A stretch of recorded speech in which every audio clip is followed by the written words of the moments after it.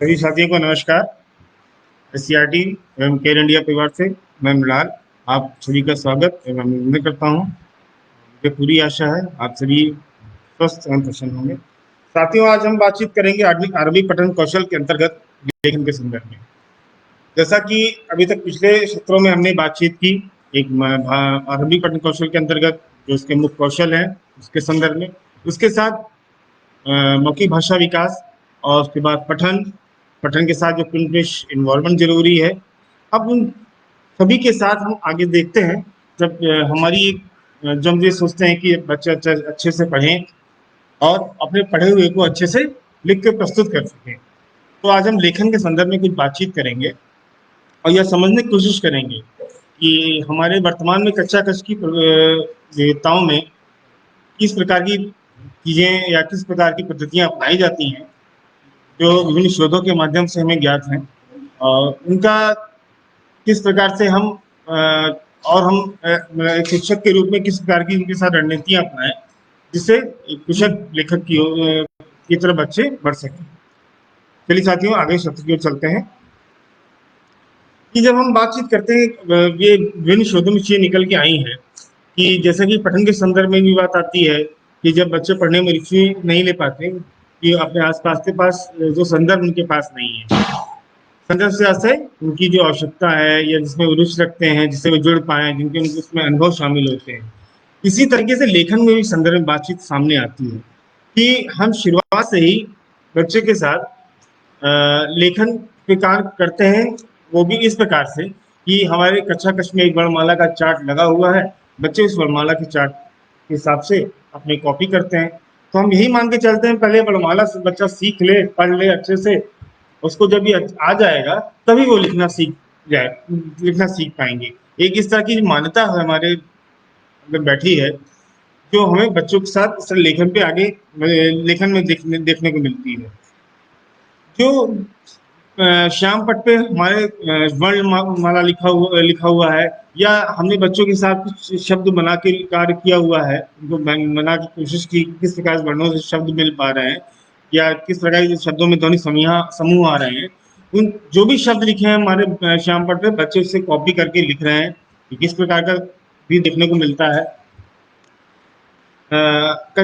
जो भी पाठ के बाद प्रश्नोत्तर दिए हुए हैं, प्रश्न दिए हुए हैं, उन प्रश्नोत्तरों का अभ्यास हम श्याम पट पे उत्तर भी लिखा है, बच्चे इससे कॉपी कर रहे हैं। और एक सबसे महत्वपूर्ण कार्य ये भी देखने को मिलता है बच्चों की कॉपियां देख के कि बच्चे पढ़ नहीं पा रहे हैं, लेकिन पूरे पूरे पाठ का वो उसको सुलेख के रूप में अपनी कॉपी पे लिख रहे हैं। सुलेख की अपनी एक अहमियत है, लेकिन सुलेख भी कई तरीके से कर सकते हैं जिससे बच्चों को रुचि आए लिखने में। आगे हम बात करते हैं, जब हम लेखन की बात कर रहे हैं कि लेखन से वास्तव में क्या आशय क्या है, इस संदर्भ में अगर मैं आपसे बातचीत करूं कि जैसे मान लीजिए आपके पास आपको विषय दिया जाता है, उस पर कहा जाए कि आपको लिखना है। तो जैसे मान लीजिए एक विषय यहाँ पे उदाहरण स्वरूप लिया है, मान लीजिए एक विषय है मेरी किताब। अगर आपको मेरी किताब विषय पे आपसे कहा जाए लिखने को, तो आप लिखते हैं। तो जब तक मैंने ये बातचीत कही मेरी किताब, तो शायद आपके मन में किताब के लिए कुछ वाक्य भी मस्तिष्क में आए होंगे। हाँ, मेरी किताब में हम ये विचार लिख सकते हैं, या ये भी विचार आया होगा कि मेरी किताब में मैंने ये किताब पढ़ी है, मैंने 2 साल पहले ये किताब पढ़ी थी, आज मैं ये किताब पढ़ रहा हूँ।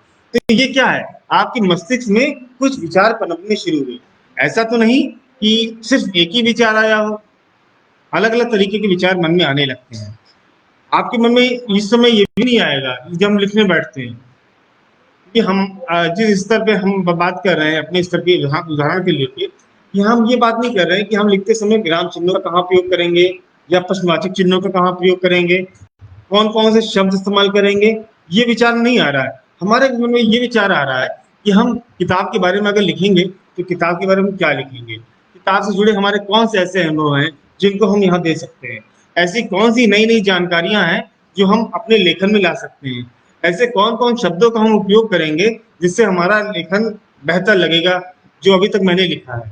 फिर ये भी मन में आता है कि हम जो भी लिख रहे हैं किस लिए लिख रहे हैं। तो एक चीज यहाँ पे स्पष्ट समझने की बात है कि जब भी हम बात कर रहे हैं पूरे लेखन संदर्भ में, तो लेखन कहीं भी किसी भी कोने से उसको नहीं कह सकते कि बच्चे अगर वर्ण, शब्द या वाक्य लिख ले रहे हैं तो कहीं से लेखन नहीं है। शुरुआती स्तर पे आप कह सकते हैं, लेकिन अगर हम लेखन कौशल की बात कर रहे हैं तो लेखन कौशल में कुछ निश्चित चीजें होती हैं, जैसे कि लेखन का उपयोग हम अपने विचार, अपनी भावनाएं या जो भी कोई चीज हमने पढ़ी है उस पे जो हमारा मत बना हुआ है, कोई निर्णय हम लिए हुए हैं, कोई जिस पे हमारा अपना विचार पनपा है, उसको हम एक दूसरों के सामने लिख कर प्रस्तुत कर रहे हैं। तो जो भी हम अपने लेखन में हम दूसरों के लिए चीज लिख पा रहे हैं, प्रस्तुत कर पा रहे हैं, वो लेखन में आती हैं चीजें। दूसरी चीज है, विभिन्न प्रकार के लेखन के जरिए हम अलग अलग उद्देश्यों को पूरा करते हैं। जैसे कि आप देखिए, आपके पास हमारी बहुत सी विधाएं हैं, कविता है, कहानी है, आत्मकथा है, डायरी है, आदि चीजें हैं। हम अलग अलग स्तर पे अलग अलग तरह से चीजें लिखी होती हैं।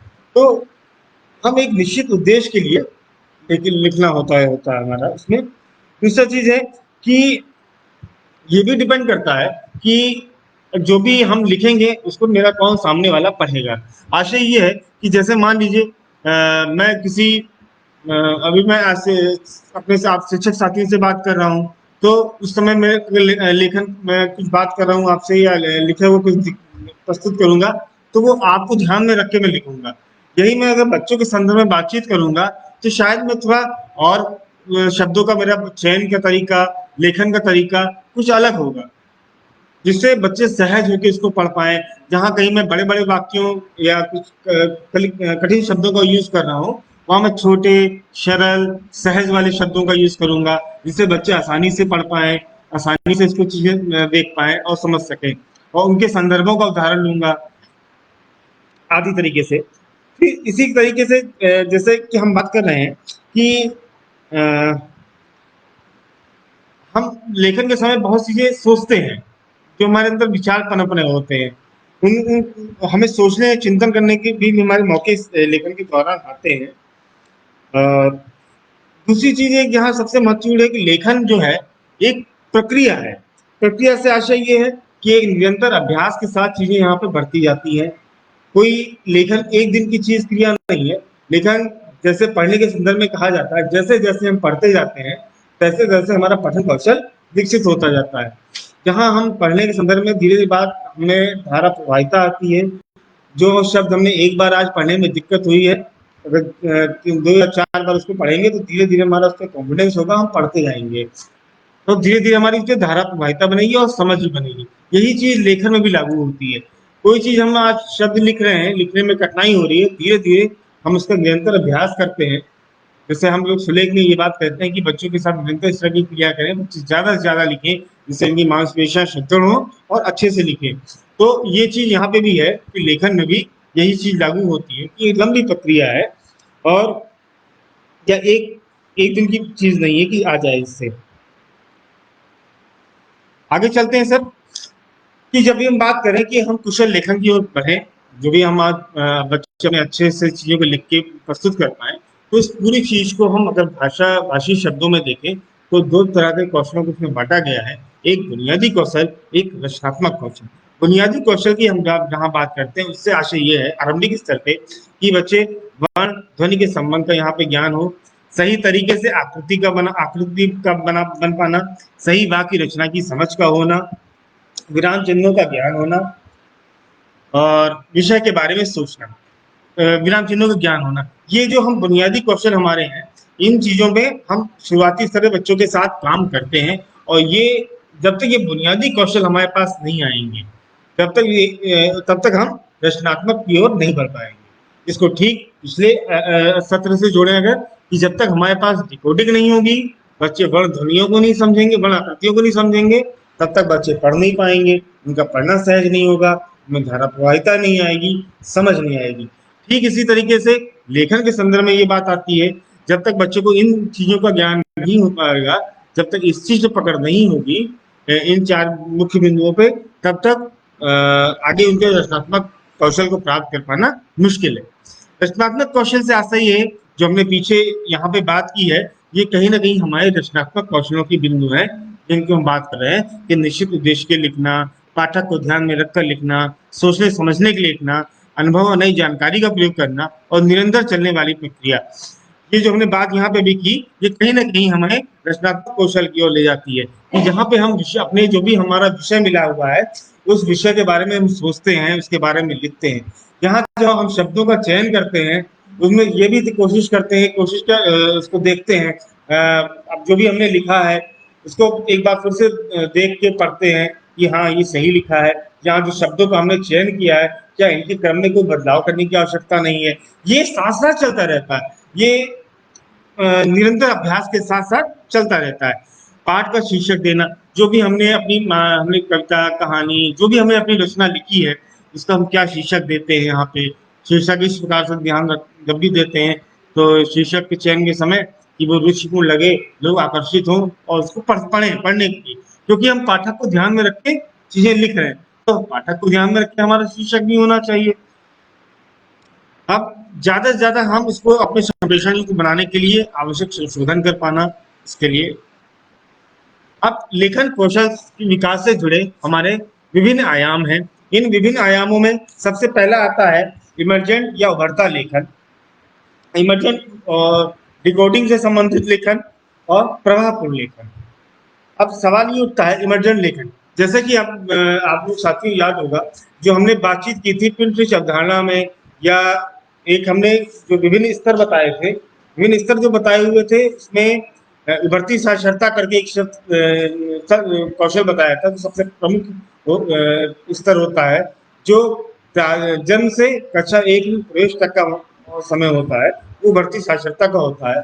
यहाँ बच्चे जो भी लेखन का कार्य करते हैं, चाहे वो पेंसिल से हो या कलर के माध्यम से हो या मिट्टी के खिलौनों के माध्यम से भी हो, तो वो कहीं ना कहीं या चित्र बनाते हैं जो भी बच्चे या रंग भरते हैं, वो कहीं ना कहीं एक उनका उभरता हुआ लेखन है।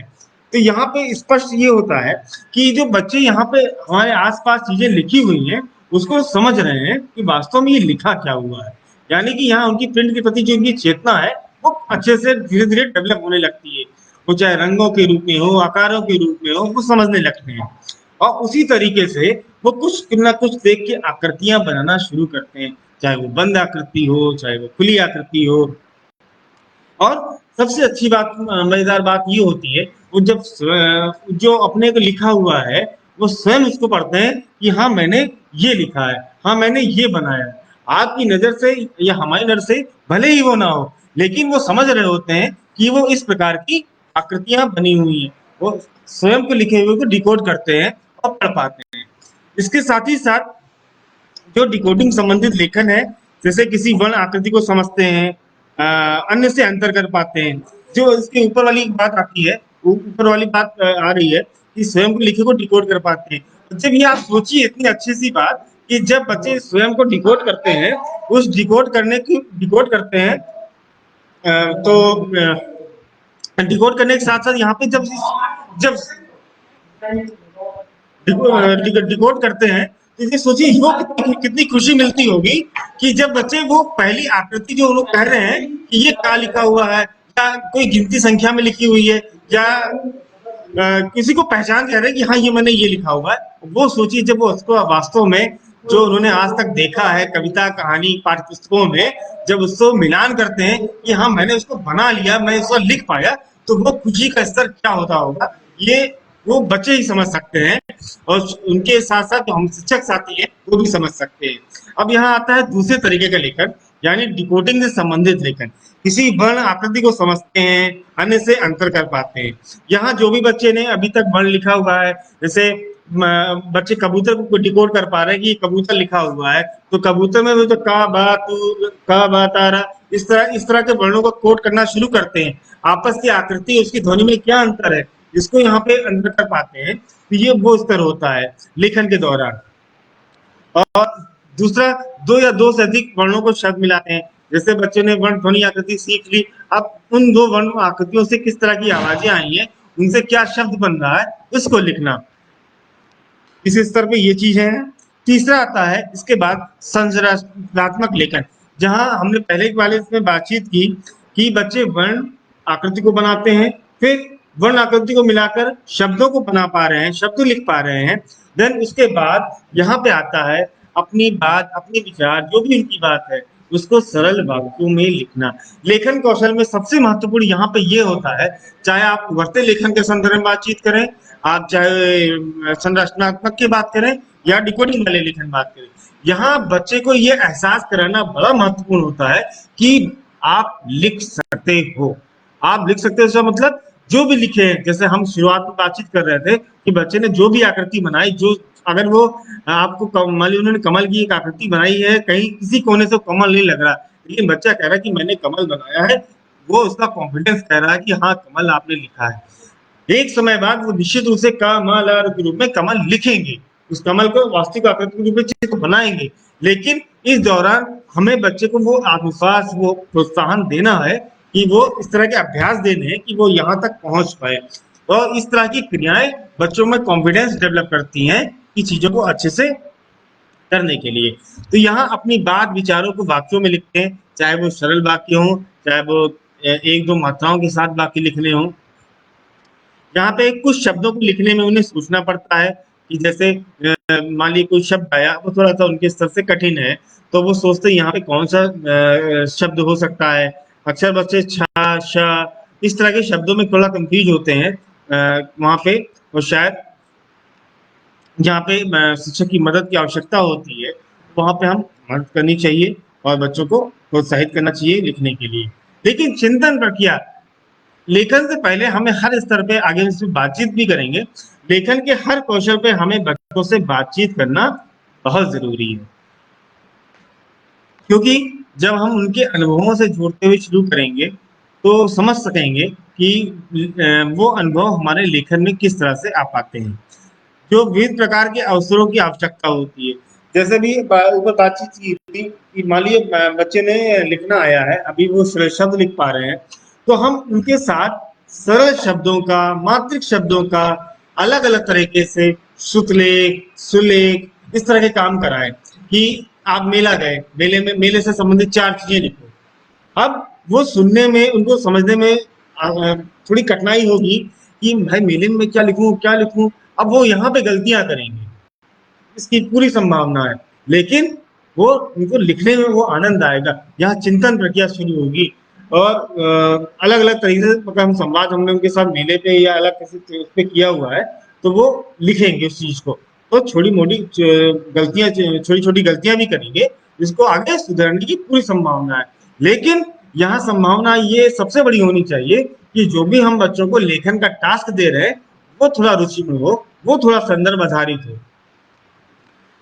आगे चलते हैं, प्रभावपूर्ण लेखन। इसमें जो भी मैंने ऊपर बात की, इसमें एक बात और जोड़ना चाहूंगा कि जब हम बातचीत करते हैं कि संदर्भ वाली, कि जैसे मान लिया आपने बच्चे को कहानी दे दी, अब बच्चे कहानी तो पढ़ नहीं पा रहे हैं या उसके छोटे छोटे शब्द पढ़ पा रहे हैं, तो अब वो जब भी हम सुलेख लिख रहे हैं, सुलेख लिखने से पहले बच्चे को पढ़ना पड़ता है। नकल उतारने के लिए तो जरूरी है, ठीक है लिख लिया, लेकिन अगर वो जब पढ़ने में उनको दिक्कत, वहाँ एक जगह दिक्कत होगी तो दूसरी जगह उनको लिखने में भी दिक्कत होगी। अब लेकिन वो जो उनके मस्तिष्क में विचार बन रहा है, वो विचार लिखने में जो भी उनके पास शब्द होगा, जो भी उनके पास वर्ण आकृति इनको डिकोड करने की क्षमता होगी, वो उस हिसाब से लिखेंगे। वो गलत है सही, हम आगे उसको उनको मौका दें कि भैया आपने कहाँ गलती की। अब उस किताब से मिलान करके जो शब्द दीवार चार्ट हमारे प्रिंटेड मटेरियल के रूप में हमारे पास उपलब्ध है, उस मटेरियल से हम मिलान करके देखें कि हाँ भाई हमने ये शब्द यहाँ गलती की है। अब हमको बच्चे को खुद गलती सुधारने का मौका दे रहे हैं, जिससे बच्चे, अब वो जो वहां पे जहां बच्चे ने गलती खुद डिकोड कर ली, वहां ये पूरा अवसर है कि बच्चे इस तरह के गलतियों को खुद सुधार करते हुए वो जो आकृति वास्तव में जहां बच्चे ने गलती की है, वो उनके मस्तिष्क में बनेगी और आगे से इसकी पूरी संभावना ज्यादा है, इसके परसेंटेज ज्यादा है कि वो इस प्रकार की गलतियां थोड़ा कम करेंगे। प्रभावपूर्ण लेखन, प्रभावपूर्ण लेखन एक तरह से स्वतंत्र लेखन का एक स्तर है, जहां बच्चे बिल्कुल अपनी इच्छा से अपने शब्दों का चयन करते हुए लिखते हैं। अपने आसपास की घटनाओं पे निबंध की बात कर सकते हैं। यहाँ कहानी, हमने शब्दों में कुछ शब्द दे रखे हैं जहाँ बच्चे अपने हिसाब से कहानियां गढ़ते हैं, कहानियां बनाते हैं, कहानी लिखते हैं, अधूरी कहानी पूरी करते हैं। कविता कहानी को पूरी करना है, कोई अधूरी कविता कहानी है उनको पूरी करना है। निबंध वाला बात बात कही, पत्र लेखन है, ये आदि चीजें हैं, सुविधाएं हैं, वो यहाँ से हमारी शुरू होती हैं। यानी 4-5 के लेवल में बात हम करें तो यहाँ से चीजें हैं कि जब हम मानते हैं कि बच्चा कुशल पाठक हमारे यहाँ बन गए हैं, या बच्चों को पढ़ने की क्षमता धारा प्रवाह के साथ समझ के साथ पढ़ने के स्तर आ चुका है, तो इस स्तर पे ये भी अपेक्षा होती है कि हमारे बच्चे स्वतंत्र लेखन की ओर भी आगे बढ़े। अब चलते हैं सर आगे, बातचीत करते हैं लेखन विकास के कुछ तरीके। तो एक होता है आदर्श लेखन, दूसरा साझा लेखन, फिर बच्चों के साथ मिलकर लेखन क्रिया, और आगे हमारा स्वतंत्र लेखन। तो आदर्श लेखन से आशय क्या है?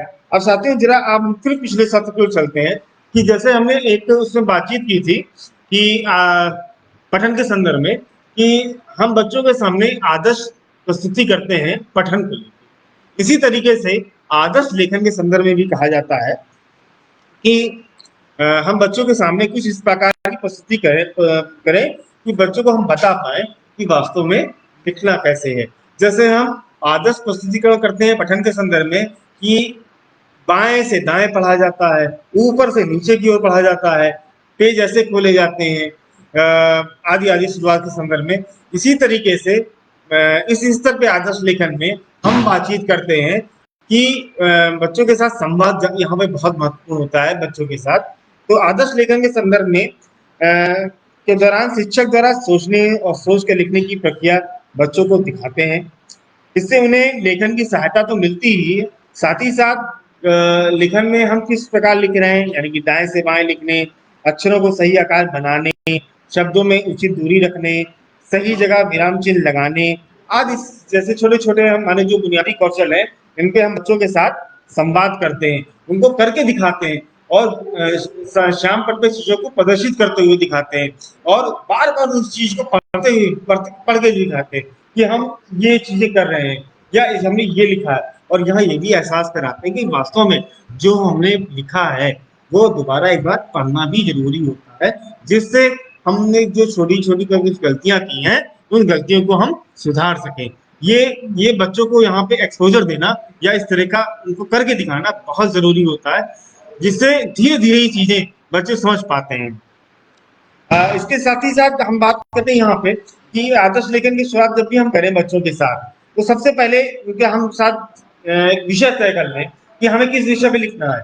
जिस विषय पे लिखना है उसके साथ हम बातचीत करें और बच्चों के साथ अलग अलग बीच बीच में संवाद भी करें।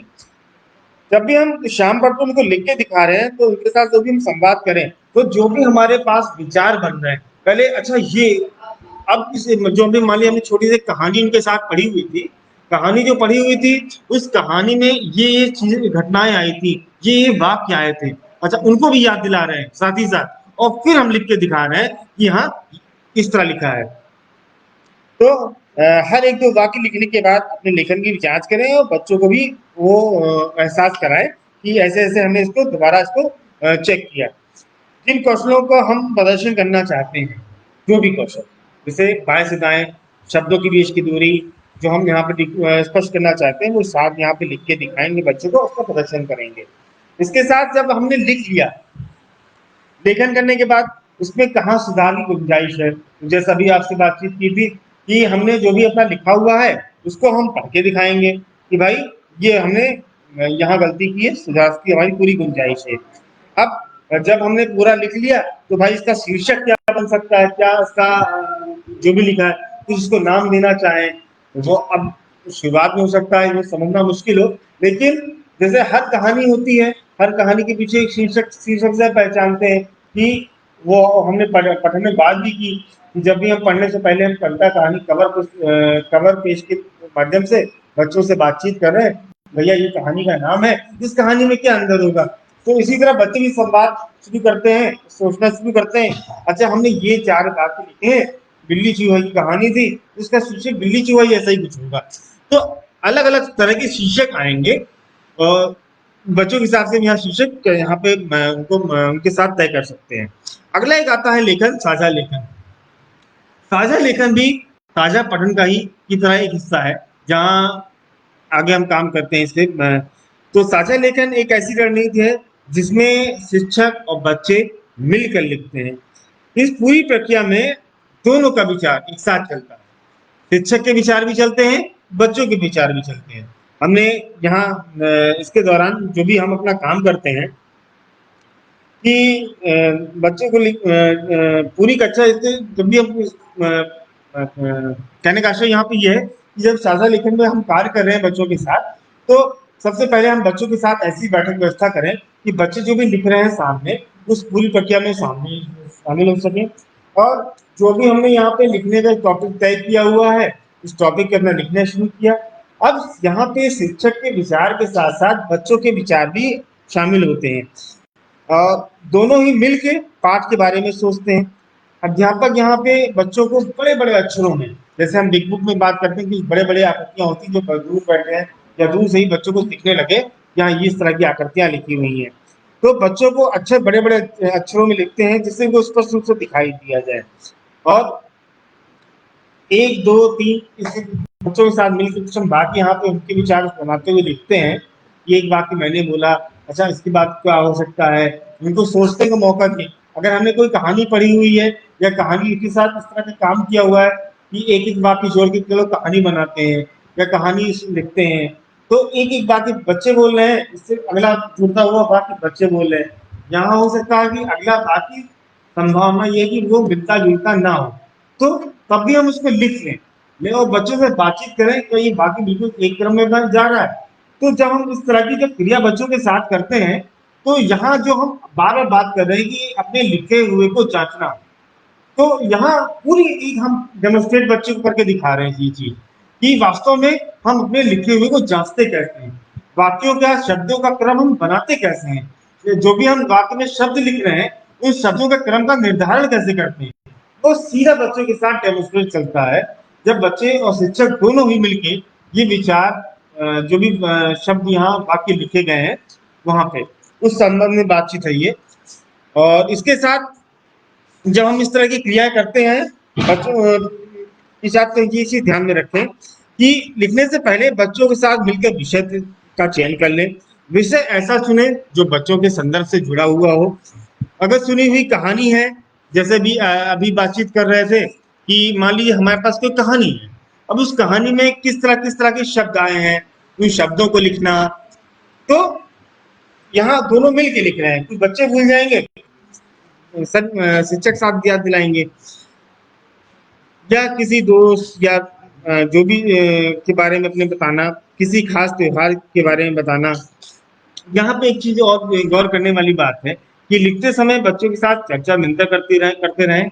जब हम बच्चों के साथ वाक्यों का उपयोग कर रहे हैं तो वाक्यों के संदर्भ में हम कहाँ पे विराम चिन्ह है, किस तरह के वाक्यों में हमें प्रश्नवाचक चिन्ह यूज करने हैं, आदि आदि यहाँ पे हम बच्चों को करके भी दिखाते हैं। और एक समय बाद मतलब एक समय से आशय हमने 3-4 वाक्यों पे इस तरह काम कर लिया है, अब आपकी बारी यानी बच्चों को बुलाते हैं और बच्चों के साथ भी लिखने की कोशिश करते हैं, कहाँ पूर्ण विराम लगना है, कहाँ अल्प विराम लगना है, कहाँ प्रश्नवाचक चिन्ह लगना है। तो एक ये लेवल भी आता है कि हमें बच्चों के साथ इस तरह के काम करते समय हर 1-2 वाक्य लिखने के बाद अपने लेखन की जांच कर लें और बच्चों को भी जांच करने के लिए प्रेरित करें। बच्चे जब भी हमने लिखा है, खाली मैं ही नहीं एज ए शिक्षक एज ए टीचर मैं ही नहीं अपने लिखे वो टेस्ट करूंगा, हम बच्चों को ही मौका दे रहे हैं कि आपस में समूह में कि चलो अच्छा ब्लैक बोर्ड पर हमने ये चीजें लिखी हैं, आप इसको एक बार चेक करके देखें कहाँ गलतियां हैं, कहाँ सुधार की गुंजाइश है। सबसे महत्वपूर्ण होगा, आपने भी बहुत से साथियों ने गौर किया होगा, कुछ इस तरह की हम साथियों में आदत होती है कि लिखते समय बोल बोल कर पढ़ना। जैसे जब बोल बोल के हम पढ़ते हैं तो उसमें जो भी सुनने वाला व्यक्ति हमारे साथ है वो मदद करते हैं कि कहाँ हमने बोलने में दिक्कत की। इसी तरह का अगर हम लिखते हैं तो अगर बोल बोल के लिख रहे हैं तो उसकी पूरी संभावना है कि लिखने में जो भाई गलतियां होती हैं उच्चारण संबंधी, वो गलतियां थोड़ी सी कम हो, इसकी पूरी संभावना है जब हम बोल बोल के लिखते हैं। इसी के साथ साथ जब लेखन के जब भी हमने लिख लिया अपने को, तो उस लिखे हुए को हम एक बार पढ़ें, जांचें कहाँ है, जहाँ सुधार करने की कोशिश है वो करें। और हम बच्चों को ये बात बार बार एहसास कराएं कि जो हम लिख रहे हैं वो अपने साथ साथ हम दूसरों के लिए भी लिख रहे हैं कि कोई दूसरा भी पढ़ेगा, यानी कि दूसरा पढ़ेगा आशा से ये है कि हम इसको और कितना प्रभावी बना सकते हैं।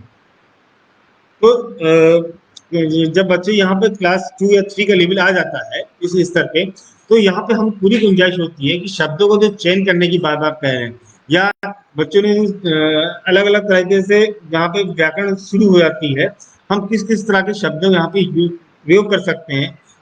तो यहाँ संप्रेषण वाली जो बात आती है, उसको प्रभावी रूप से यहाँ पे शामिल करने के लिए हम बच्चों को प्रोत्साहित कर सकते हैं। जहाँ कहीं सुधार की गुंजाइश हो, उस उसको सुधार करें। अगला, बच्चों के साथ मिलकर जो लेखन वाला कार्य हमारा है, इसके अंतर्गत यहाँ पे बच्चे और शिक्षक आपस में दोनों ही मिलके उस चीज को लिख रहे होते हैं। जहाँ कठिनाई बच्चों को होती है, वो कठिनाई स्तर हम चिन्हित करते हैं। और यहाँ पे कठिनाई स्तर का चिन्हांकन से आशय ये है कि ये पूरी क्रिया बच्चों के साथ हो रही होती है। बच्चों से आशय, हमने बच्चों को समूह में लिखने का कार्य दिया है। अब समूह में जब बच्चे कार्य कर रहे होते हैं, तो समूह में डिफरेंट लेवल के विविध स्तर के बच्चे होते हैं, उनका लेखन स्तर भी अलग अलग होता है। तो कुछ बच्चों को तुरंत आवश्यकता होती है, अगर वो कठिनाई का स्तर बने रहेगा तो शायद संभावना है कि वो लेखन से उनकी रुचि कम हो जाए। अगर वो स्तर तुरंत वो प्रॉब्लम का समाधान हो गया, या तुरंत हमें हमने बच्चों की इसमें मदद कर दी उस शब्दों को चयन में, शब्दों के लेखन में, तो शायद वो आगे कंटिन्यू उनका लिखना शुरू हो जाएगा। क्योंकि हम अक्सर देखते हैं कि जब कठिन शब्द आता है तो बच्चे वहां रुक जाते हैं, या रुक से आशा मतलब पढ़ना वहां रुक जाता है। और जब जहां जिस स्थान पे पढ़ना उनका रुक गया, फिर आगे पढ़ा हुआ थोड़ा बहुत समझ में नहीं आता कि वास्तव में पढ़ा। यही हाल लेखन के संदर्भ में होता है कि लेखन में जिस प्रकार से हमारे मस्तिष्क में विचार बन रहे होते हैं, अगर उस गति से हमारी लेखन तो होता नहीं है, तो हम उस धारा प्रवाह या प्रभावपूर्ण लेखन के स्तर को प्राप्त करने के लिए हम उन शब्दों का चयन करें, उनके हम सहज रूप से लिख पाए। और जहाँ कहीं भी कठिन शब्द आ रहे हों, उनके हमें अधिक कोड करते हुए, और एज अ शिक्षक बच्चों की कापियां हम लगातार देखें, बच्चों को लगातार मदद करें। उनके समूह में अवलोकन जब कर रहे हैं, तो जिन कठिन शब्दों पे बच्चे गलतियां कर रहे हैं, उन शब्दों उन शब्दों पर डिकोड करते हुए बच्चों के साथ श्रुतलेख या उनके वाक्य प्रयोग, इसके अलग अलग तरीके से उनके साथ हम काम करें, तो यहाँ संभावना है कि बच्चों मतलब उनके साथ अच्छे से लेखन कौशल हो पाएगा। इसके अंतर्गत हम जब भी काम करें तो पहले ही बच्चों से चर्चा कर लें, आज हम इस समूह को इस विषय पे लिखना है, और जो भी चर्चा करनी है इसके एक कुछ थॉट प्रोसेस भी कर लें, क्योंकि लेखन में विचार होते हैं। हो सकता है वो विचार तुरंत बच्चों के साथ नहीं आ पा रहे हैं, तो जब समूह चर्चा करते हैं, कुछ हमारे विचार होते हैं, कुछ 4 बच्चे अगर बैठे हैं तो 4 बच्चों के 4 विचार होंगे, तो आपस में मिलकर एक पूरी क्रिया बनती है विचारों की, और उससे जुड़े हुए बच्चों के अन्य विचार ही होते हैं। कि जैसे मान लीजिए मैंने कहा कि आज मैं बाजार गया, तो हो सकता है मेरा दूसरा साथी शामू वो भी बाजार गया था। जो बाजार में मैंने क्रिया की, वो जो बाजार में उन्होंने क्रिया करी, दोनों की क्रियाएं कुछ अलग अलग होंगी, तो दोनों के लेखन भी अलग तरीके से होंगे। लेकिन हमको एक बाजार से हिंट मिल गई कि हाँ, हम अपने चीज पे हम ये लिख सकते हैं अलग अलग तरीकों से। तो जब हम बच्चों के साथ संवाद करे रहेंगे तो हमें सहजता होगी, बच्चों को सहजता होगी लिखने में। और बच्चों को स्वतंत्र या समूह जो भी हम कार्य दे रहे हैं करने में, उसका चयन उसको निश्चित कर लें बच्चों के साथ बातचीत करने में। तो जब भी हम बच्चे लिख रहे हो, हम उसका निरंतर मूल्यांकन भी करते रहें कि बच्चे क्या लिख रहे हैं, कहाँ गलतियां कर रहे हैं। जहां बच्चों की तत्काल आवश्यकता मदद की आवश्यकता है, वहां उनको हम तत्काल आवश्यकता मदद प्रदान करें। इसके साथ मैं अंत में ये बात कहना चाहूंगा कि आरंभिक स्तर पर जब हम लेखन की बात कर रहे हैं, तो कुछ मोटे मोटे बिंदु हैं जिनको हमें हमें वास्तव में याद हमेशा ध्यान में रखना चाहिए। कि एक तो अपनी हम इस मान्यता को बिल्कुल, अगर हम हमारे आसपास साथियों के बीच में है कि बच्चे जब तक पढ़ नहीं पाएंगे तब तक लिख नहीं पाएंगे, ये थोड़ी सी विचारधारा हमें सीमित कर देती है। सीमित से हमें खाली बुनियादी कौशल तक ही सीमित रखती है। जहां हम बात करते हैं खाली ये कि बच्चे खाली ये सीख पाएंगे, ये नहीं सीख पाएंगे, इस तरह की आकृतियां बनानी चाहिए, और हम जब यही बार बार चीजें कोट करते हुए कोट बोलते हैं कि तो वहां बच्चों का लेखन कौशल रुक जाता है। तो आप जब भी हम बच्चों के साथ करें, पढ़ना व लिखना दोनों एक साथ चलने चाहिए। तीसरी बात यहाँ पे कि हम यहाँ पे ना तो पढ़ने के दौरान, लिखने के दौरान सीधे बिल्कुल नहीं कहेंगे ये आपने गलत किया। यानी देखिए, आपको ध्यान होगा, हम हमारी कॉपियों में बचपन में लाल रंग से गोल घेरा बन जाता है, यानी कि आपका दायरा सीमित कर दिया। वो गोल घेरा सीमित वास्तव में होता है, लेकिन अगर मुझे ये एहसास करा दिया गया है कि मैंने ये गलती की है, और ये गलतियां मुझे एहसास कौन कराएगा? हमारे पास आस पास जितनी भी तरह की हमारी पठन सामग्रियां हैं, जिसका हमने पिछले सत्र में बातचीत की है, वो पठन सामग्रियां हमारे पास हाथ में होंगी। मैं मुझे उनको देखने का, उनको पढ़ने का अगर मुझे अवसर होगा, तो मुझे मदद मिलेगी कि वास्तव में मैंने गलतियां कहाँ की हैं, और वो मुझे मदद करेगी मेरी चीजों को लिखने और पढ़ने में सुधारने में। हम पठन और लेखन दोनों ही क्रियाओं को मौखिक चर्चा के माध्यम से मजबूत कर सकते हैं। पठन और लेखन को प्रोत्साहित करें। जो भी बच्चे ने लिखा है, हमने उभरती साक्षरता से लेके प्रभाव यानी 4 स्तरों में बातचीत की है कि बच्चों का मोटिवेशन आज के संदर्भ में वास्तव में क्यों जरूरी है। अगर हम मोटिवेशन बनाए रखेंगे बच्चों का, तो पूरी संभावना है कि बच्चे उस स्तर को प्राप्त कर सकेंगे। बुनियादी व रचनात्मक दोनों ही कौशलों पर ध्यान देने की बहुत आवश्यकता है। दोनों ही साथ एक बैलेंस अप्रोच लेके चलने की बहुत आवश्यकता है दोनों में। अगर हमें रचनात्मक कौशल स्तर को प्राप्त करना है, तो बच्चों को कम से कम हमें कम से कम नहीं, बुनियादी कौशल तो बिल्कुल उनको पकड़ की मजबूत करनी होगी कि वास्तव में हर वर्ण ध्वनि की आकृति क्या है, उनमें अंतर क्या है, जो भी लिख रहे हैं उनमें आपस में किस प्रकार की दूरियां होनी चाहिए, कहाँ विराम चिन्ह लगना चाहिए। ये बुनियादी चीज है, जो मतलब प्रारंभिक चीज है, ये तो हमें कंपल्सरी है, आना चाहिए। और इसी के साथ साथ हम आगे बढ़ते हैं इसके रचनात्मक पहलुओं पर। मदद करने की रणनीति अपनाएं। हम एज अ टीचर बच्चों के साथ शुरुआत में जहां हमने आदर्श प्रेजेंटेशन बच्चों के सामने अपना किया है, आदर्श प्रस्तुति की है, हम आगे चल के साझा लेखन या बच्चों के साथ मिल के अभ्यास के जो हम तरीके दे रहे हैं। हाँ साथियों, यहाँ तरीकों में विविधता का होना बड़ा महत्वपूर्ण है। जैसे पठन सामग्री विभिन्न तरह के एक्सरसाइज बच्चों को देते हैं, उसी तरीके से एक्सरसाइज हम लेखन के दौरान भी उनका होना बहुत जरूरी है। लेखन के अलग अलग उदाहरण प्रस्तुत करें। उदाहरण से ऐसा ये है कि अलग अलग तरह की पठन सामग्रियां हैं, उसमें कैसे क्या क्या लिखा हुआ है। बिग बुक में जो वर्ण आकृति बनी होती है बड़े अक्षरों की बनी होती है। कुछ जगह आते हैं चित्र कहानी, तो चित्र कहानी में चित्र के नीचे टेक्स्ट छोटे छोटे लिखे होते हैं, वहां पे वर्ण आकृति कैसे बदल जा रही है, या उनके लेखन का तरीका कैसे बदल जा रहा है। जब बड़े बड़े घटना या कहानियों वाली किताबें हम देखते हैं, वहां छोटे छोटे शब्दों में लिखे होते हैं, वहां पे किस प्रकार से एक लिखने का तरीका है। जब हम कविता लिख रहे हैं, कहानी लिख रहे हैं, या आत्मकथा लिख रहे हैं, या डायरी लिख रहे हैं, या सारांश लिख रहे हैं, तो वहां लिखने का तरीका क्या क्या है।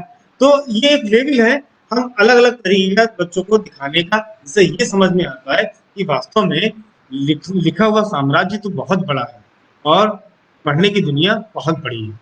और यहाँ सबसे महत्वपूर्ण चीज यह समझने वाली बात है कि पढ़ने और लिखने में बड़ा महत्वपूर्ण, दोनों में एक साथ जुड़े हुए हैं। कि जैसे पढ़ने में निरंतर अभ्यास की आवश्यकता बनती है, और लिखने में भी निरंतर अभ्यास की आवश्यकता बनती है। पढ़ने के लिए बेसिक शर्त ये होती है कि वास्तव में अगर हमें पढ़ना है, तो वास्तव में पहले हमें पढ़ना ही पड़ेगा, और हमें अगर अच्छा लेखक बनना है, तो हमें वास्तव में लिखने के अलग अलग तरीके से अभ्यास करने होंगे।